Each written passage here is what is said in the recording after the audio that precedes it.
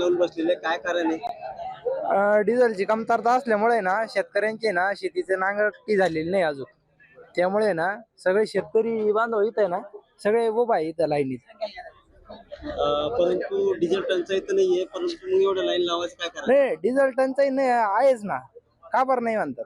कसं? कारण की इथं एवढे लाईन कशामुळे लागलेली कमी असल्यामुळेच ना. टँकर येत नाही, आल्यानंतर शेतकऱ्याला पुरेसं डिझेल मिळत नाही ना. मी बाबासाहेब माणगाव गायकवाड पाणी येथील शेतकरी डिझेलसाठी सकाळपासून फिरू राहिलो. आता इथे डिझेल आहे म्हणून माहिती मिळाली, पण 2-4 घंटे डिझेल शेवटी मिळतं का नाही मिळतं भरोसा नाही. कांद्याला आता भावनी कांद्याची पट्टी आज कांदी कुणाला बा कोपर गाऊन डिझेल एवढं लाईन लागली कशासाठी लागली? डिझेलसाठी लाईन लागली. का? डिझेलच मिळत नाही. शेतीचे कामं करायचे, नांगरायचं वखरायचं, कांद्याचे रान मोकळे झाले ते तयार करायचे आणि डिझेल तर मिळाना.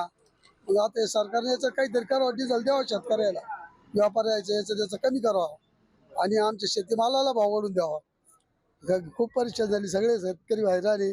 1 किलोमीटर मोदीजीने सांगितलं की आवश्यक असेल तेवढंच वापरा, सेंद्रिय शेती करा. आम्ही का पियतो का डिझेल? मग आम्ही का डिझेल पियतो का? शेतीच्या कामालाच वापरतो ना शेतकरी. हा जे बैल आहे किंवा सेंद्रिय शेती करा म्हणून सांगितलेलं आहे. हो, पारंपरिक पद्धत- आम्ही समजतो बैल, पण आता पुढची पिढी सांभाळायला तयार नाही ना.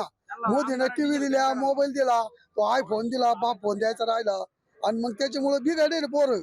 काय वाटतं मग आता एवढ्या लाईन मध्ये उभं राहून सुद्धा आपलं पेट्रोल मिळेल का? नाही, भरोसा कमी मिळणार नाही, भरोसा कमी. पण आपली आशे ना थांबलं भेटल अशी आशा.